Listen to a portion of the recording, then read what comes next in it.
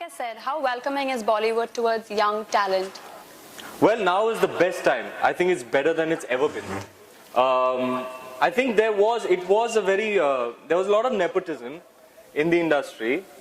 Let's say around even till the year 2000, 2001. The thing is, I always wanted to be an actor. Ever since I was a kid. You know, uncle, auntie used to come and say, "Beta, tum bade hoke kya banoge?" I said, "मैं तो hero बनूंगा." What's wrong with you, auntie? I mean, is there कोई शक?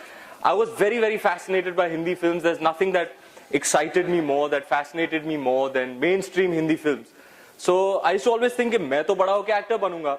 But you know, when you're in 10th grade and these questions start seriously cropping up, you know, what is it really that you're going to do with your life? Is it realistic for a complete outsider to think that he might land one of those prime opportunities as a leading man in mainstream Hindi films? Not so realistic. So I decided maybe it's too far-fetched. Maybe I should pursue something that seems within reach. So I pursued my other passion, which is creative writing, thinking that I'm not going to get a break, because I look around me and who are the kind of people that used to get breaks? Hrithik Roshan, Tushar Kapoor, Zahid Khan, Abhishek Bachchan. Everybody was the son of a producer, director and actor. And there was no case example really to look up to, except perhaps Shah Rukh Khan or Akshay Kumar, but that was years ago, and it's a one-off case. You know, it's not enough for you to devote your life to something that really seems far-fetched, out of reach. So I tried that, didn't work, because I always knew at the back of my head that I want to become an actor. At the age of 19, I was studying in the United States in Indiana University, and I was late registering for classes. I've gone there now to study to become a copywriter, thinking I'll get a job in maybe New York, Chicago, work myself up to being a creative director, come back here, settle down in India, join, I don't know, O&M, JWT. I had interned with them and it seemed I had a future in writing as well. So at age 19, I was taking this drama class. I just happened to be in there, and it was acting one for non-majors. So there's this business student from Korea, and there's this whole international bunch of kids, and I just happened to be in this acting class. I had not acted in front of an audience in I don't know how many years. So here I am in front of a class of people. Now, Rivaz was ritual, as per ritual, at the beginning of every class, you're supposed to introduce yourself. I am so-and-so, I am from so-and-so, and I'm studying so-and-so. This is my concentration. This acting teacher said, I don't want to know who you are. I don't want to know where you're from. I just want you to get up and perform. Anything. You can sing, you can dance, you can do a monologue, do whatever you want. So I got up. And I was like, well, what's coming to me in the moment? And so just like this was the setup. There are about 25 kids from all walks of, you know, somebody studying business, somebody studying philosophy. They don't understand Hindi.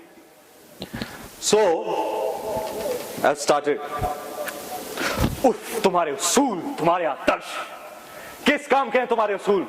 तुम्हारे सारे उसूलों को गूंद कर एक वक्त की रोटी नहीं बनाई जा सकती रवि। जिन आदर्शों के लिए तुम अपनी जिंदगी पर खेलने के लिए तैयार हो, क्या किया उन आदर्शों ने? एक 400-500 रुपए की पुलिस की नौकरी, एक किराए का क्वार्टर, ड्यूटी की जीप, 2 जोड़ी खाकी वर्दी।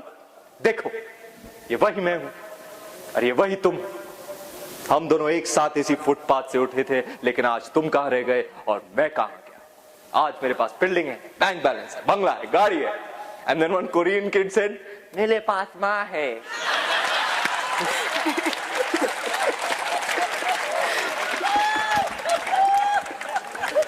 Now may I ask you a serious question? Didn't happen. But anyway, what I did realize is that I went back to my seat and I heard applause after I don't know how many years. And I was like, shit, this is it, man. I don't want to be 35 and look back and say I should have taken my chances when I was 22, 23. I want to be an actor, and I'll take my chances while I'm still young. So I called my dad. And I was like, Dad, I actually want to come back, and I know you've invested all this money into this degree, but what I really want to do is come back to Bombay and try and become an actor. He said, Beta, jo bhi kare, tu dil se karna. Baki, I don't have any objection to whatever you want to pursue. So I had that support. Came back to Bombay, and it was a hustle for maybe 3.5 years. Also, I didn't know what to do. I tried doing a little bit of theatre, didn't get any chance to act. The way theatre groups function over here is you have to earn your stripes backstage for about 2 or 3 years before they give you any acting opportunity. I didn't have that much time. Tried theatre. I tried becoming an assistant director. I was getting, it starts becoming very frustrating after a point, because the opportunities seem quite bleak. There's so many lakhs and lakhs of guys who come from all over India, from the smallest of towns to the biggest of cities, and they first have to battle Bombay city. You know, it kind of can take its toll on you. The rent, this situation, that situation, the travel situation. It's not easy to come from outside, live in Bombay and try to make it into mainstream Hindi films as an actor. There are lakhs of guys who've been wanting to do it, and there aren't enough opportunities, to be honest. Fortunately, I was lucky enough that I always had a roof over my head and a square meal because my parents are from Bombay. I'm born and raised here. So I had that advantage. I made a portfolio and I spread it across whatever casting directors, little producers, directors, assistant directors that I knew. I got a call one day from Yash Raj Films, the premier banner of the country, and they said they're auditioning for this part. And I knew this is it. This is what I've been waiting for. This is that big break, that opportunity. If I crack this audition, then things would start rolling. And I did. It all happened. I was having a good day. Sometimes as an actor, you have an off day. I was having a good day. And I did a very good audition. And I got selected. And I think credit to Mr. Aditya Chopra, really. He is an industry leader of sorts, a pioneer of sorts. His whole agenda, and he admits this to me, was that the stars, the balance of power in the industry was skewing too much towards the actors, the stars. He is a producer. He's for all practical purposes the biggest producer in the country. But he was at the mercy of stars at that point before he launched me, thinking that, okay, if I need to make a movie, I have to wait 6 or 8 months till this person gives me dates. And the kind of money he's charging me doesn't fit into my business model. So he found a dire need to launch new talent. And talent that he backed on the basis of merit and not necessarily lineage. So I think he had the foresight to see that it is the need of the hour is to launch talent on the basis of merit, and he took the step. He took a big risk. Guy from nowhere to make a film for about 15-20 crores at that time. It is a risky proposition, but he did it. He took the risk, and credit to him for the fortitude for doing so. It clicked, it worked, and I am proud to say that I was a small part of a changing trend. Band Baja happened. He launched, then Pariniti, Arjun, Sushant, Ayushman, Aditya, all these guys followed, who really have no family in the industry per se, barring perhaps Arjun. But I think the industry trend is changing. There is more movies are being made of all scale, big, small, medium, and there are opportunities now, not just in the field of acting.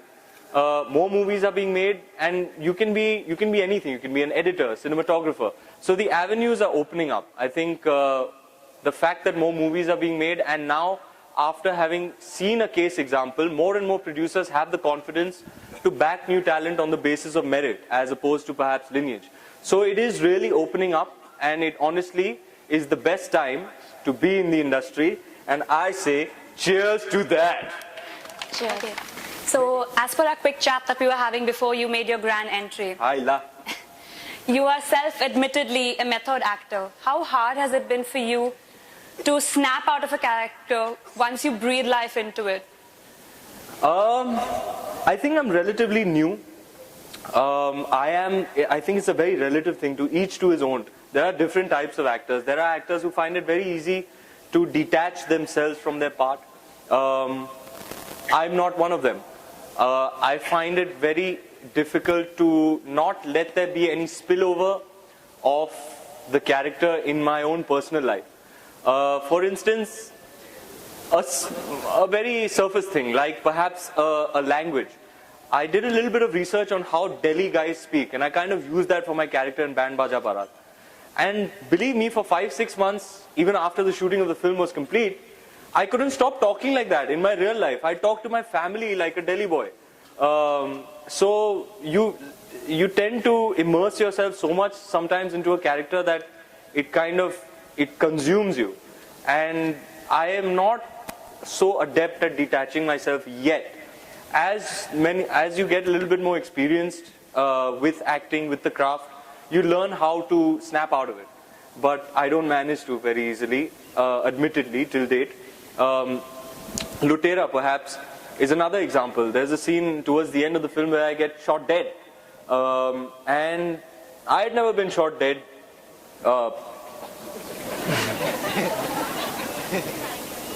That's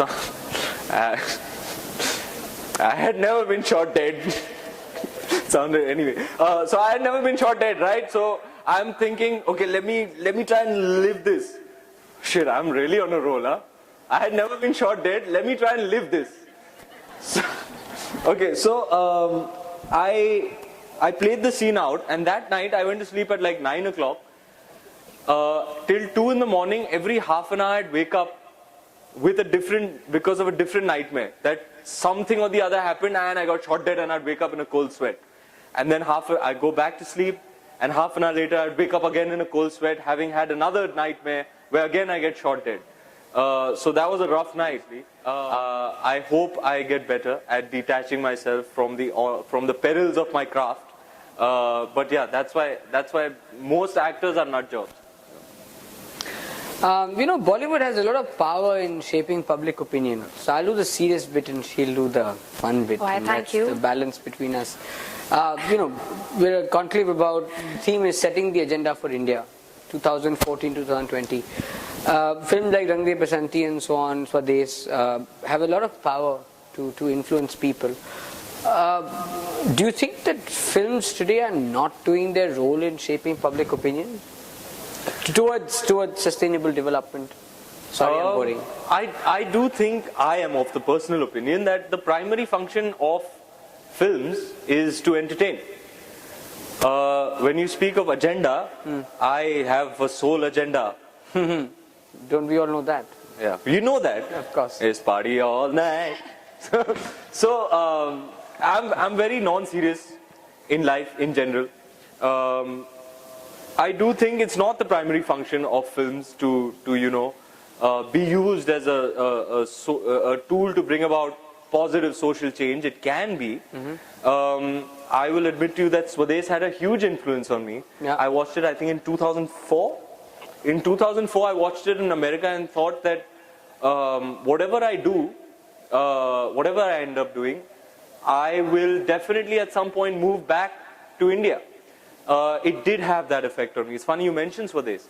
I remember, and I've never spoken about this before, I watched Tare Zameen Par with my father, and it had a huge influence on my personal equation with him. I think that's why I just have so much respect for a filmmaker like Raju Irani, who will entertain you from start to finish. You'll laugh hard, you'll cry buckets in his film, and yet somewhere he's not bashed you over the head with a social message. He's just put it in there. He's just like, I'm just going to put this out there.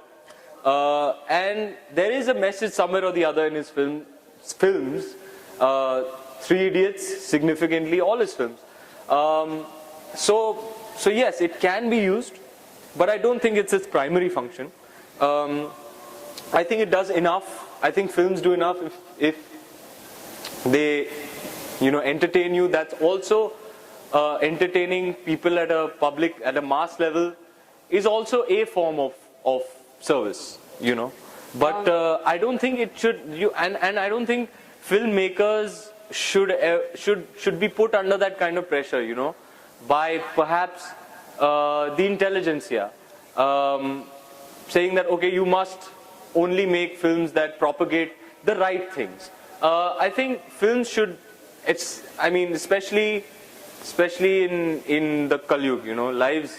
Let's admit, I think the life is hard, So if you can go into a dark room and for 2.5 hours forget all your worries, be entertained, I think it's nice, and I think films should function in that fashion primarily. Well, I think it's very candid of you, because usually, people say films should make a difference and social change. We appreciate. No, it's great if they do, but I think their primary function should be left to entertain. Absolutely.